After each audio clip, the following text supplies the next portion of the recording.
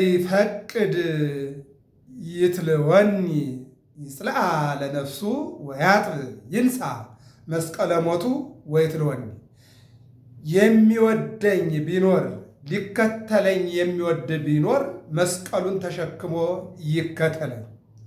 የማቴዎስ ወንጌል ምዕራፍ 16 ቁጥር 24። ጌታችን መድኃኒታችን ኢየሱስ ክርስቶስ የሚወደኝ ቢኖር መስቀሉን ተሸክሞ ይከተለኝ። መስቀሉን ተሸክሞ የማይከተለኝ የኔ ሊሆን አይችልም። ዓለሙ ኃላፊ ነው፣ ንብረቱንም ኃላፊ ነው፣ ንብረቱም ኃላፊ ነው፣ ደምግባትም ኃላፊ ነው። ሁሉም ያልፋል። የማያልፍ የኔ ቃል ብቻ ነው። ዓለሙ የምታዩት ያልፋል፣ ይሰበሰባል። ስለዚህ መስቀሉን የራሱን መስቀል መስቀል ማለት በጥቅል ሶስት ነገር የያዘ ነው። አንደኛ ፍቅር ነው። ጌታችን ፍቅር ሳቦ ለወልድ ኃያል መንበሩ በፍቅር ሰው ሊሆን ወደ እኛ መጣ። በፍቅር ሰው ሆነ። ሰው ሆኖ የገጠመው ከሕፃንነቱ ጀምሮ በስደት በተለያየ ክስ መከራ ነው። ፍቅር ያመጣው አምላክ ወደ መከራ ነው የገባው። አያችሁ፣ ሃይማኖት ማለት እግዚአብሔርን ማለት ነው። እግዚአብሔርን መስለን ስንኖር እግዚአብሔር ፍቅር ነውና የፍቅር ሰዎች እንሆናለን። የፍቅር ሰዎች ስንሆን ደግሞ የአጋንንት አሰራርና የአጋንንት እነሆ ተሸካሚዎች በመከራ ውስጥ ሊያሳልፉን ይችላሉ። ከዚያም የተነሳ እነሆ መስቀል ማለት ፍቅር ነው። ከፍቅር በኋላ የሚመጣው መከራ ነው። ከመከራ በኋላ ደግሞ የሚመጣው መስቀል ነው። ልባ በፍቅር መጣ፣ ሰው ሆነ፣ መከራ አየ፣ መስቀል ላይ ወጣ። መከራው ወደ መስቀል አወጣው።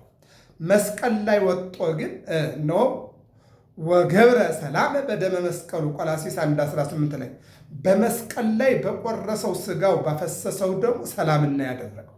አሁን ሰው ያው መስቀሉን ተሸክሞ ካልተከተለኝ የኔ ሊሆን አይገባም፣ አይችልም ማለት የኔ ሊሆን የሚፈልግ እኔን መከተል የሚፈልግ ራሱን ይጥላ ወይም ራሱን ይካድ።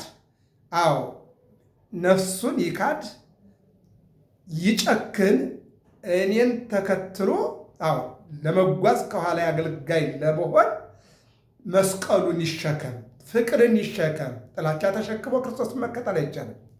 መከራን ይሸከም፣ መከራን ፈርቶ ክርስቶስን መከተል አይቻልም።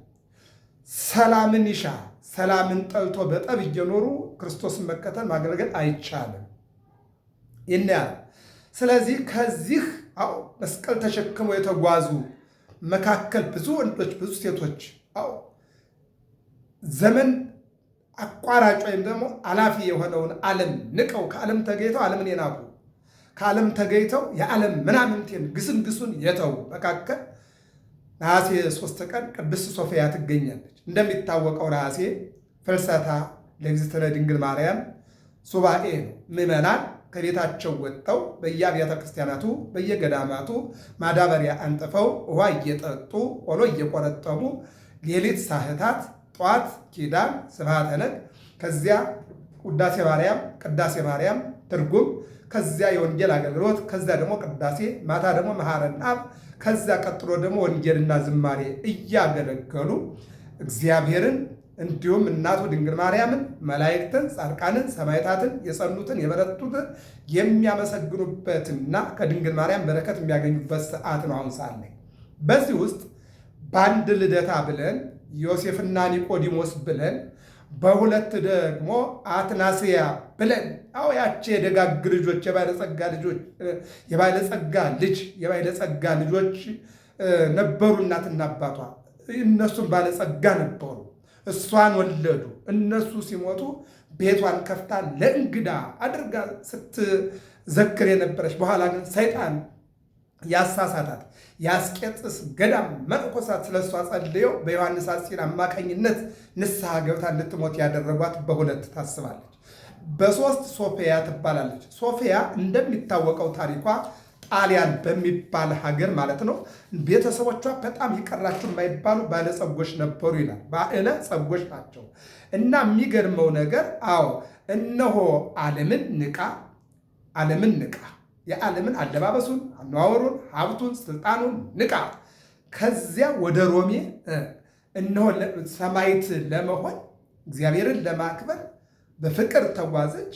መከራ መጣባት። ከመከራ በኋላ ሰላምን ታውጅ ዘንድ የወረደች እናት ናት ሶፊያ ማለት። እንደሚታወቀው ቅድስት አርሴማ ሀገሯ አርማንያ ነው። ነገር ግን አርማንያ ተነስታ ለምናኔ መከራን ለመቀበል ከእግዚአብሔር ጋር ለመጣበቅ መስቀል ተሸክማ የራሷ የተሰጣትን መስቀል ተሸክማ ራሷን ነፍሷን ራሷን ንቃ ማለት ነው። ጨክና ነፍሷን ጥላ እነሆ የሥጋ አምሮትን ሁሉን ነገር አሽቀንጥራ ጥላ ሮም የወረደች ድርጣድስ የሚባል ንጉሥ መከራዋን አሳያት። እንዳየ ኢየሉጣን እንውሰድ። ኢየሉጣ አንጌቤላዊት ናት። ልጇን ከሞት ለማዳን ወደ ሮም ወረደች። ግን በሮም እነሆ የገጠማት እለእስክንድሮስ የሚባል ጨካኝ ንጉሥ ልጇንም እርሷንም በፈላ ውሃ ውስጥ አስገብቶ ሊያቃጥላቸው ሊቀቅላቸው ፈለገ። ነገር ግን ቅዱስ ገብርኤል ታላቁ መልአክ እነሆ መጣና የፈላውን ውሃ አቀዘቀዘላቸው። ይህች ሮሜ እንደምናያት የመከራ ሀገር ናት። የመከራ ሀገር አሁን በዛሬው ላይ ስንመለከት ሶፊያ እነሆ ሆረት ሶፊያ ይላል ቅዱስ ያሬድ በድጓው። ሶፊያ ንግሥት ነገደት ሮሜ ንግሥት የተባለችው ሶፊያ ወደ ሮሜ ወረደች ምስለ ደቂቃ ከሦስት ልጆቿ ጋር ወደ ሮሜ ወረደችልና ወበጽሐት ሮሜ ሀገሩ ለንጉሥ ሮሜም ሄደች። በዚህ ሀገር ላይ ያለ ንጉሥ ከሃዲ እግዚአብሔርን እማያቅ ነው ይልና ወበህየ ረከበት ጸጋ እግዚአብሔር ይላል። እነሆ ንጉሡ በተለያየ ፈተና ፈተናት፣ ልጆቿን አረደባት። እሷም ደግሞ እንደነሱ ሰማዕትነትን ሻተች። በዚህም በምናኔ በዚህም በሰማዕትነት ጸጋ አገኘች ብሎ ቅዱስ ያሬድ በድጓው ላይ ይናገርላታል። ወደ ስንክሳር ላይ ደግሞ ስንል ወደ ታሪኳ ስነድ በዚችም ቀን ከመንግስት ወገን የሆነች ሶፊያ የዕረፍቷ መታሰቢያ ቀን ነው፣ ነሐሴ 3 ቀን ነው። ለዚችም ቅድስት ብዙ ሀብትና ብዙ ጥሪት ነበራት ይልና ከጌታችን ከመድኃኒታችን ከኢየሱስ ክርስቶስ ፍቅር የተነሳ እነሆ የክርስቶስን መከራ መስቀል እነሆ ወደ ራሷ አምጣ። አንተማ ያንተን ተሸክመህ ቀራንዮ ወጥተህ በመስቀል ላይ ሥጋህን ቆርሰህ ደምህን አፍሰህ ዓለምን አድንሃል። ለእኔ ደግሞ የተሰጠኝ ፍቅር አለ፣ የፍቅር መስቀል። ለእኔ የተሰጠኝ የመከራ መስቀል አለ፣ የመከራ መስቀል፣ የሰላም መስቀል አለ። እሱም ተሸክሜ አገለግልሃለሁ አለችና እነሆ መስቀሉን ተሸክሞ የማይከተለኝ መስቀሏን ተሸክማ የማትከተለኝ የሌላዋ ልትሆን አይገባም ብሏልና ኢየሱስ ክርስቶስ መስቀል አንስታ ተሸክማ ትሸከም ዘንድ ከሦስት ሴት ልጆቿ ጋራ ወደ ሮም ከተማ ሄደች ይላል።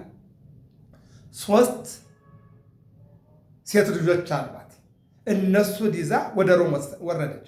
ወደ ሮም የወረደችው ንግድ ለመነገድ ኑሮ ለመኖር ደስ እንዲላት ለመደበቅ ለመሸሽ አይደለም። እነሆ የመከራ መስቀል ተሸክማ ሰማዕትነትን ለማግኘት ነው የወረደችው። ንጉሡ እንድሪያኖስ ይባላል። ክርስቲያን እንደሆነች አውቆ ከልጆቿ ጋራ ወደ አደባባይ አስቀረባትና ስለ ሀገሯና ስለ ስሟ ጠየቃት ይላል። እለእስክንድሮስ ትዝ ካለን ኢየሉጣን ማነው ስምሽ አላት። አይ ጊዜያዊ ስሜ ኢየሉጣ ነው አለችው። ዘላለማዊ ስሜ ግን ክርስቲያን ነው አለችው። ሃይማኖትሽ ምንድን ነው? ሃይማኖቴን እምነቴን የማመልክለትን የምሰግድለትን ልጄ ይንገርህ አለችና ቅዱስ ቂርቆስ ተጠራ። ስምህ ማን ነው አለ። ጊዜያዊ ስሜ ቂርቆስ ነው፣ ዘላለማዊ ክርስቲያን ነው አለ። ማንን ታምናለህ? ያለ የነበረ የሚኖር እግዚአብሔርን ያንተንም እኔንም የፈጠረ አለቀ። አሁን ምንድነው የጠየቃት? ስምሽ ማን ነው ነገረችው። ሶፊያ ይባላል። እርሷን የሚቀድመው ስሜ ክርስቲያን ነኝ፣ ወላጆች ያወጡልኝ ስም ሶፊያ ነው።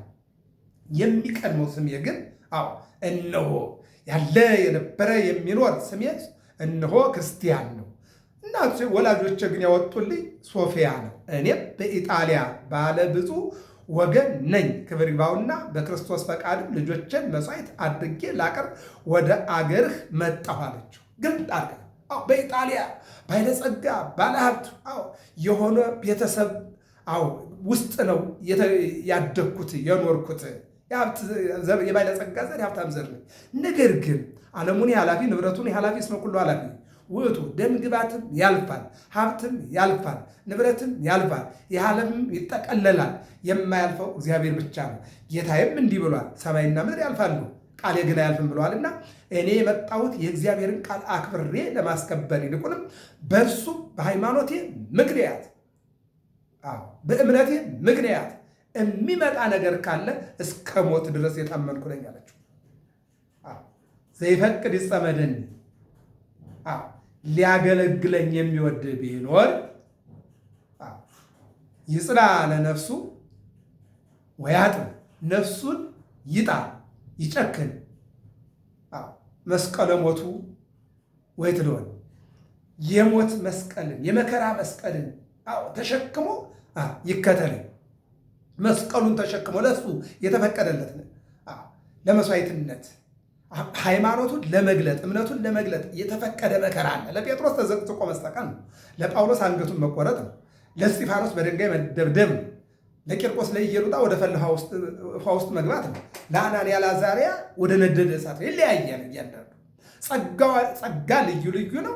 ተአምርም ልዩ ልዩ ነው። ገድልም ልዩ ልዩ ነው። ተጋድሎም ልዩ ልዩ ነው። የሁሉም አንድ አይነት ተጋድሎ አይደለም። ጻድቁ ተክለ ሃይማኖት በአንድ እግራቸው ቆመው እንዲያገለግሉ ነው አይደለም። እንደዛ እነ ዮሐንስ ጸሊም 500 መነኮሳት ውሃ ቀርተው መጨረሻ ላይ በሰይፍ አንገታቸው ተቆርጠው ሰማዕት እንዲሆኑ ነው። ይሄ ነው ተጋድሎ ማለት ነው። ስለዚህ ምስክርነታችንም ፈጽመን እግዚአብሔርን እናከብር ዘንድ ወደ አገርህ መጠናል። ስማችን ዘላለማዊ ክርስቲያን ነው። ጊዜያዊው ግን ያው የኔ ሶፊያ ነው የልጆችም እንደዚያ ነው አለችና ነገረችው። በዚህን ጊዜ ይላል ተናደደ። መስዋዕት አድርጌ ልጆችን ላቀርብ ወደ ሀገር መጣው። ከዚህ በኋላ ከዳተኛው ንጉሥ ስቃዩ እንዳያስፈራቸው ልጆቿን አበረታታቸው። እዚያ ጋር ለምሳሌ ቂርቆስና ኢየሉጣ ላይ ስንል ቂርቆስ ኢየሉጣን ሲያጽናና ነው የምናይ። ሶፊያ ደግሞ ልጆቿ ነው። እሳት ይነዳል፣ ውሃ ይፈላል፣ ሰይፍ ይሳላል፣ ጦር ይዘጋጃል፣ ጅራፍ አለ፣ ድንጋይ አለ። ይህ ሁሉ እንዳያስፈራችሁ ልጆች፣ ይሄ የሚያልፍ እሳት ነው፣ የሚያልፍ መከራ ነው። የማያልፈውን እግዚአብሔርን ለማግኘት እነዚህ ሁሉ መከራ ማሳለፍ አለብናለችና ልጆቿን መከረቻቸው። እናት ጡት ማጥባት ብቻ አይደለም፣ እናት እንጀራ ማብላት ብቻ አይደለም፣ እናት ማሳደግ ብቻ አይደለም። እናት መምህርት ናት። የቋንቋ መምህር፣ የአለባበስ መምህር ናት፣ የእድገት መምህር ናት እናት ማለት ነው። ምስክርነታቸውንም ፈጽመው ከሞቱ በኋላ ገንዛ ከሮሜው ውጭ ቀበረቻቸው ይላል። ቀበረቻቸው። በሦስተኛውም ቀን መታሰቢያቸውን ታደርግ ዘንድ ልጆቿ ወደ ተቀበሩበት ከብዙዎች ከከተማው ሴቶች ጋር ሄደች። በሦስተኛው ቀን እንዲህም ብላ ጸለየች። አክሊላትን የተቀዳጃችሁ የምታምሩ ፍጹማት የሆናችሁ ልጆች ሆይ እኔንም ከእናንተ ጋር ውሰዱ። ይህንንም እንዳለች ወዲያውኑ እግዚአብሔር ነፍሷንና ሥጋዋን ለየ። ልጆቿ በተቀበሩበት እሷም ደግሞ ነሐሴ 2 ቀን አረፈች። መስቀሉን ተሸክሞ ይከተለኝ። ገብረ መስቀል ሚዲያ ነው። ሰብስክራይብ፣ ላይክ፣ ሸር አድርጉ። ሰላም እግዚአብሔር ከሁላችን ጋር ይሁን።